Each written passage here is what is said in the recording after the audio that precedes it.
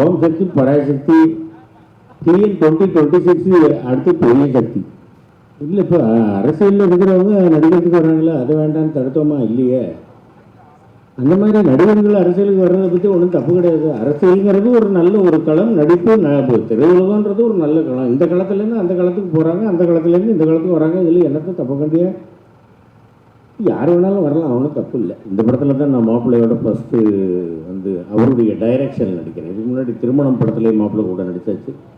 நட்டி அவர்களோடும் இது வந்து எனக்கு முதல் படம். சதுரங்க வீட்டிலிருந்தே நான் அவருடைய ஒரு பெரிய ஒரு நல்ல ஒரு ரசிகன்.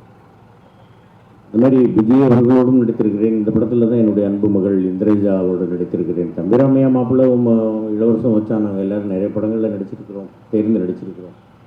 இந்த படத்தில் மீண்டும் இணைந்து நடிப்பதற்கு எனக்கு வாய்ப்பு கொடுத்த ப்ரொடியூசர் கண்ணன் ரவி சார் அவர்களுக்கும், எனது அன்பு மாப்பிள்ளை தம்பிராமையா அவர்களுக்கும், சின்ன மாப்பிள்ளை உமா அவர்களுக்கும், எல்லோருக்கும் என்னுடைய மனமார்ந்த நன்றிகள். இந்த படம் மிகப்பெரிய வெற்றி படமாக ஆக வேண்டும்.